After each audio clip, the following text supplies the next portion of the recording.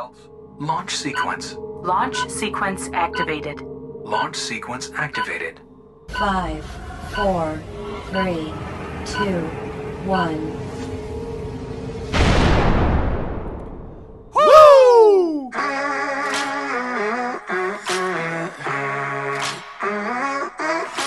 Hey, everybody. Welcome to the Launchcast. God, I love this song.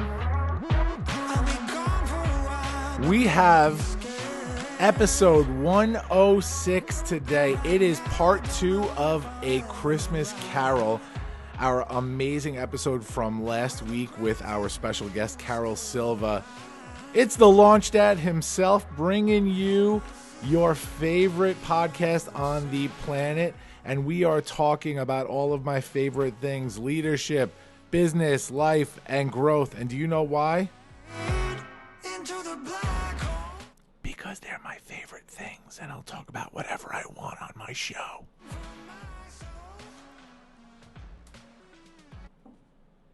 It's part 2, guys. I am super psyched to be here today with you guys. We have a pre-recorded clip coming from last week's recording with Carol Silva, and this one is a doozy. We're doing a 20-minute clip where we're talking about Carol's, basically her team at News 12, how she kind of brings that team spirit, that tribe spirit into things, and then we get into talking about why she's so special to the people of Long Island as their hyper-local anchor for the last 33 years. And I talk about a few really important events in New York history and really national history that were super important in terms of broadcasting, one being 9/11 and one being Hurricane Sandy. And so we get into talking about that along with my special guest co-host last week, Jennifer Muccioli. It was an amazing episode, guys. I finished editing this stuff yesterday. Wow, I can't even begin to tell you how just unbelievably lucky that we felt to be in a room with this special person. And so last week's episode 105, part 1 of A Christmas Carol, went live this morning on all your major podcasting platforms: Apple, Spotify, iHeartRadio, TuneIn, Stitcher, Podbean, Overcast, the whole deal. It's everywhere. It's on our YouTube channel live, so you can see that video as well. And now we are bringing you the teaser clip from next week's podcast episode coming out. So enjoy, guys. I'll be back at the end of this to close it out. Enjoy the clip from last week's show. So in the early days that you were at Channel 14 and Channel 12, how did you come together as a family to anchor? Because it looks, from my perspective, it looks like a gigantic family, and it looks so easy, but I know it's so incredibly not easy, and you really have to have that cohesion together. Elizabeth and Elisa and Rich talk all the time about how I taught them about family. I mean, they said it in the last weeks. I chose Elizabeth and Elisa to introduce me in the Friars Club in New York City. When I was inducted into the Silver Circle for the Emmys for Natus. And I guess I have to credit my mom, because I learned to think about other people and to do for other people. And that's what I did at work. And I forever have used the term, you get the family you get in the family you choose. That's right. I taught my children that when they were little. And that's what I brought to work. And, you know, I wouldn't be one to say, I said Chuck Dolan brought in the right people. I was one of them because I love Long Island. But Elizabeth and Elisa talk about how I brought family to the morning show. They both joined the morning show after I was there, but what a family thing it was. And when I was diagnosed in September, actually Elisa brought everybody into her office and said, listen, any differences we've had, anything that goes aside right now, we are pulling together as the family that Carol has helped us create, and we're going to do all this right until she gets back here. And what a great way to work. Yeah. But that means you have to stop and breathe. You can't just snap and say the wrong thing to people. You know, in my marriage, I say I've never called my husband a name, except once, just to cool his jets, just once.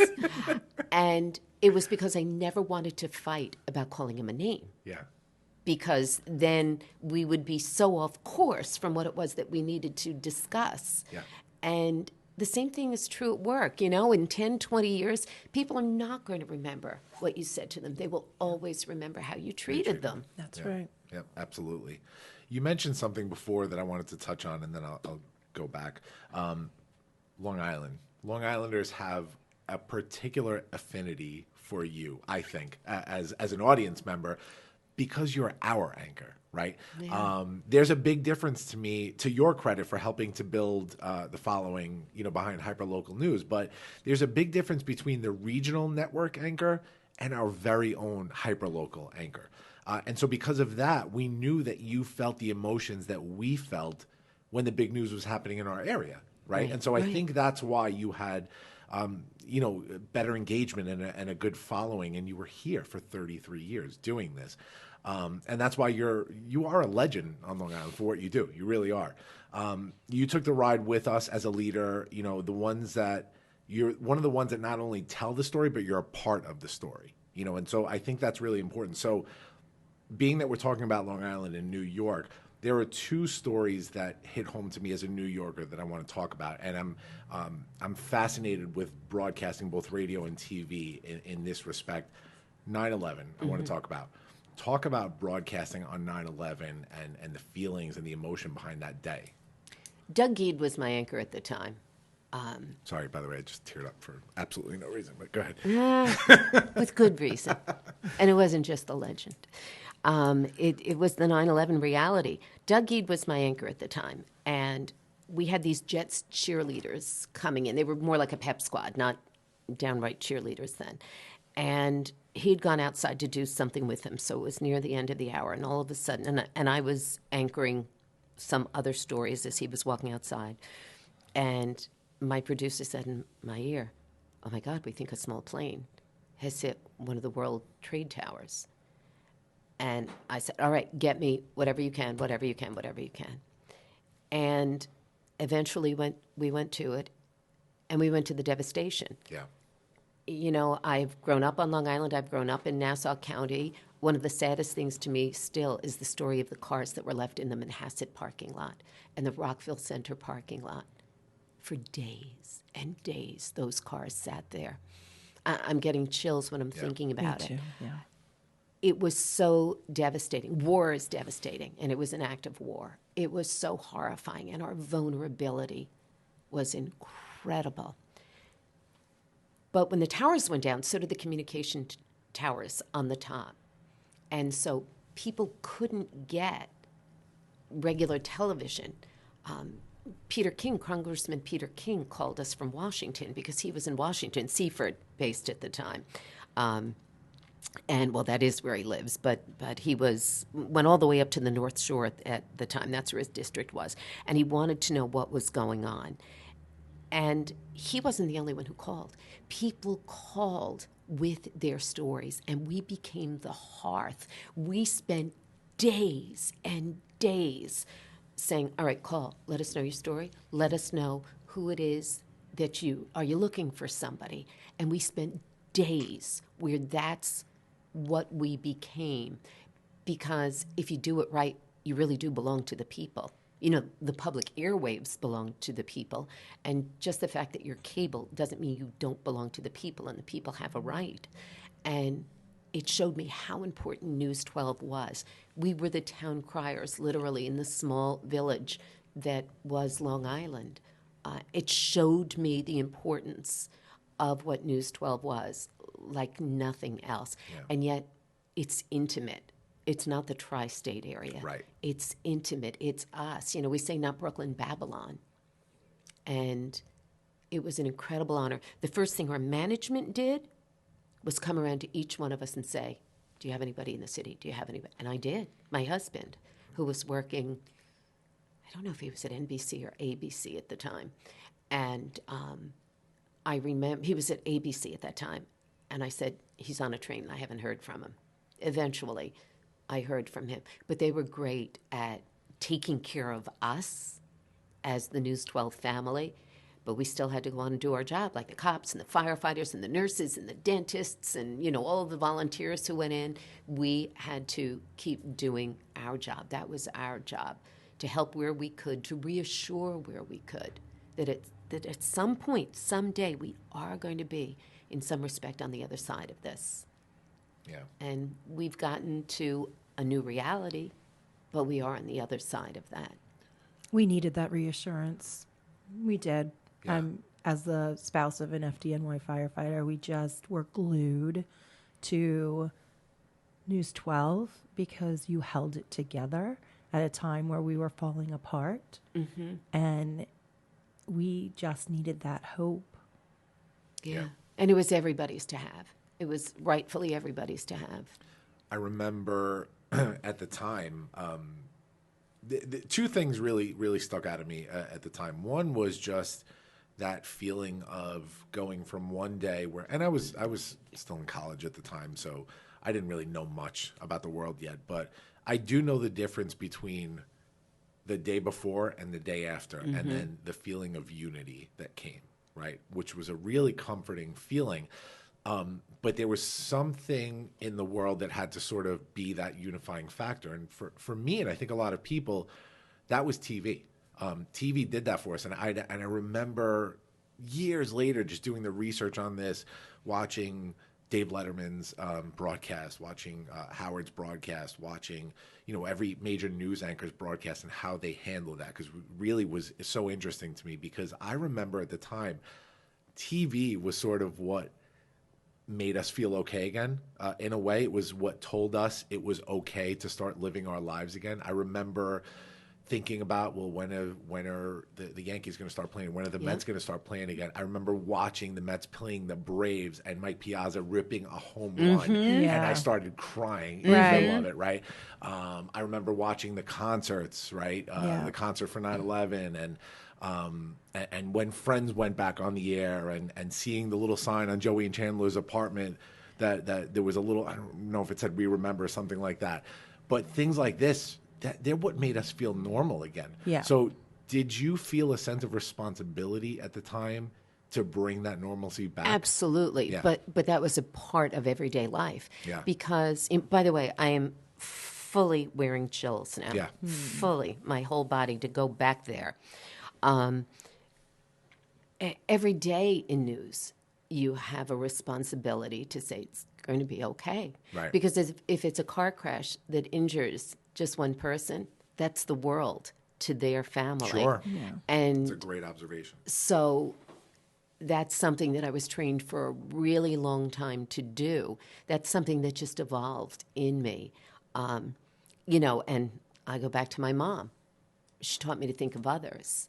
And that's a great resource. It really helps you understand the world if you're thinking of others before you think of yourself. And it made it much easier to do that incredibly painful job. But probably my whole life, not just my whole career, had prepared me for that. And when there's a job that you've got to do, then you suck it up and you do that job. You know, like, okay, you had a pity party for how long? You know, I'm talking about me. I'm not telling anybody how long to be devastated about 9/11, because the wound is still a very open wound and the loss is still so real for so many people. But given the position that I was in, I had to go ahead and just do the job. That was my job then. And, you know, it's not that different than what radio was in World War II. Yeah. What you're talking about, that TV gave the comfort and TV brought everybody together, that's exactly what radio did. And for people, for all the Long Islanders, we used to have the largest veterans population of any place in the country on Long Island. Yeah. Yeah. And, you know, how many families are waiting for these guys who are now in their 90s, waiting for news about them? Yeah. You know, it's interesting that you say that, because I didn't really understand the gravity of what we had experienced at the time. Not that I'm not trying to make this interview about 9/11, but it's so important in broadcasting, I feel. I didn't really understand the gravity of where we were at the time until I had that time, years, to really reflect on it and think about it. And then 2 years ago, I was in Hawaii and I visited Pearl Harbor, right? And have you ever been there, Jennifer? I I have. have not. you ever- No. I've been there. And so it's a really heavy feeling when you go out there and you take the little pontoon onto, right outside of the ship that's sunk in there, and it's the most insane feeling. You really understand the vibe, and you hear the stories of people that were jumping out of the burning boats into the burning water, and you think, well, I remember when people were in a flaming building jumping out of the 40th story, and I remember walking away from that having a whole new respect for Pearl Harbor, but then having a whole new respect for 9/11, thinking we went through that. We experienced something, not to compare the two, but we experienced a really major piece of American history that was super traumatic. I mean, on that level, and it really made the whole thing just so much heavier for me. When I went to Pearl Harbor, I remember not a feeling, but a knowing that those lives are still there. Yeah. It was a knowing Yes. that those lives were still there. Yeah. Not just because I'm a Navy kid, because I'm also my mom's kid. I just knew it. I felt it. And truth be told, I have not yet gone back down to the Freedom Tower or that. I will. This is the year that I will do it. Yeah. But I went, when I covered, I went there, in the months after, but not since then, not since it's been memorialized and rebuilt. But I know that they're still there, that there is some of that life still there. And I think that there's joy in that that some of those great lives are still, there's a spirit there. Yeah. Yeah. So being the hyper-local anchor, let's bring it hyper-local. Hurricane Sandy. Yeah. Takes me 12 minutes to get to News 12 from my house. And it took me 2.5 hours that morning. Wow. Because I live in the North Shore of Nassau, and there are so many, and the studio's in Woodbury, it's 12 minutes away. And there were so many trees and power lines down that I had to drive into, there was nobody out. I had to drive into oncoming traffic lanes. I was driving across grass medians, and I finally drove over wires. I was trying to avoid wires because she didn't know what was down. And I got to work, and once again, we kicked into gear. One of the most heartbreaking parts of that story for me was we sent Elizabeth Hashagen. Instead of bringing her into anchor, we sent a camera to her. And she lived in one of the hardest hit communities. She grew up in Freeport, but she lived in Massapequa. Oh. And her house was flooded about 8 feet up. And I remember when she got to the beginning of her street near Merrick Avenue that she couldn't get down. Yeah. And I remember her crying and on air. And that was the story of so many people. A couple of days later, when she was, her street was so bad that it's where Peter King took the head of housing and urban development. I don't remember who it was that went down, but that was the national visit, was literally down to Elizabeth Street. A couple of days later, we could go down. So I went with Elizabeth and her dad, and we said it looked like houses threw up on themselves. Yeah. Everything was from the outside. Yeah. And we went into the house to save what we could. We wrapped up all of her dishes, any of the kids' clothing, anything that we could. And we got her to Freeport, to her parents' home, and she moved with her husband and her son, who was in a crib. And I think Allie was about 4 years old at the time, her daughter. And they spent months, the entire family, living in her childhood bedroom. And her parents were awesome. Her dad's FDNY, retired now. And I remember Allie was in the diner one day. They went to the diner in Freeport. And Allie said, "You know what?" to the waitress. "We were devastated. There was devastation." She was 4 years old. Wow. That was the word she kept hearing over and over again. It was the worst of times, and it was the best of times, and how people helped each other. Mm. I mean, it was amazing. And that's the kind of thing where we went to the office and we spent days. Now I'm covered in chills. Yeah. I remember it like it was yesterday. Yeah. Yeah. It was incredible. And you know what? Some people were really great in helping in the rebuilding. And then, you get your charlatans, and we've done those stories too. I don't know how you can steal from people who are already in such desperate straits, but they will have their reckoning day someday. And damn, we're strong. Yeah. Oh, yeah, we are. We are Absolutely. And I love how you have talked about this, because this really leads into what I want to speak about next. You're a storyteller by nature. That's how you do it. That's how you report the news. You don't report the news, you tell our stories, and that's been a theme in your life. You've been quoted as saying everybody has a story. Right? That's So a true. Great line. That's a great line. Why did you choose this role within leadership? Why did you choose to tell other people's stories? And I want to piggyback that with, what is your responsibility as a journalist, since you have chosen this role in leadership? What is your responsibility in telling other people's stories? All right, I've got to go to the first part of it, and then you're going to remind me of the other questions. Everybody has a story, and we all have a responsibility to let people tell their story, to let people be heard. We all want to be heard. We want to be heard at home. So we have a responsibility as individuals of developing ourselves in a way that the people around us, in our home, in our school, where people will listen to us.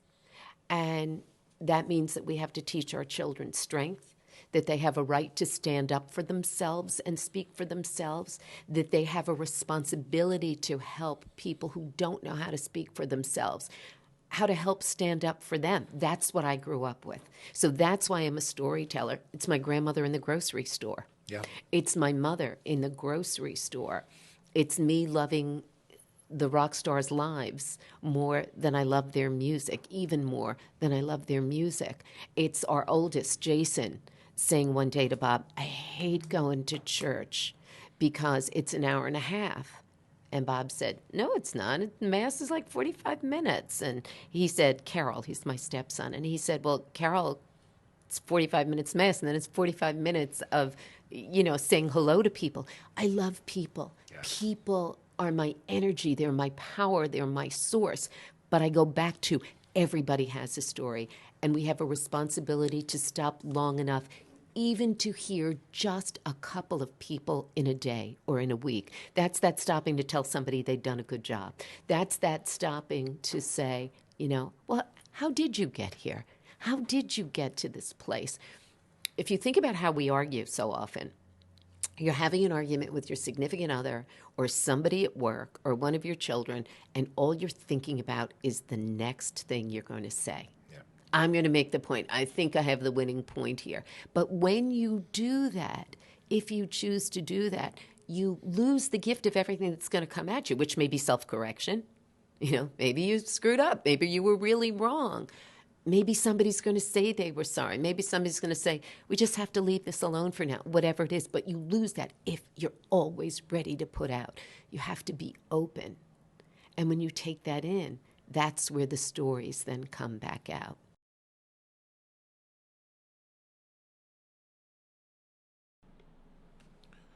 Wow. Unbelievable. I cannot wait for you guys to hear the entire episode next Monday morning, 6 a.m. when it's released on all major podcasting platforms.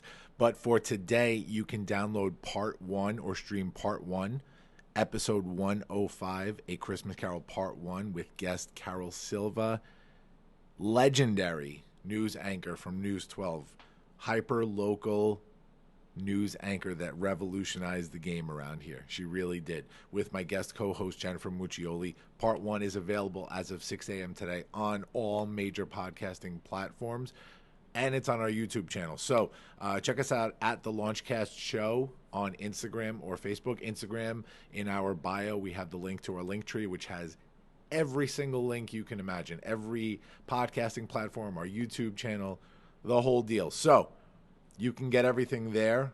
I was so happy to be with you guys today on this totally different episode, because we're not actually live, but we're broadcasting live, to give you a little preview of this two-parter. Next week, we will have, I'm not sure what day it is yet, but we'll announce it this week. We have Bobby Rubio, who is the writer and director of Pixar's Float. You can catch that on Disney Plus. That was an awesome, awesome interview. And we have some great stuff coming up, guys. I can't wait to share it with you all on your favorite podcast on the planet. Follow me now at Launchpad CEO. Follow the show at The Launchcast Show. Follow each other. Subscribe, download, review, whatever you want to do. Let's do this. Let's change the world. Thanks, guys. See you soon. Launch sequence terminated. Into the black hole.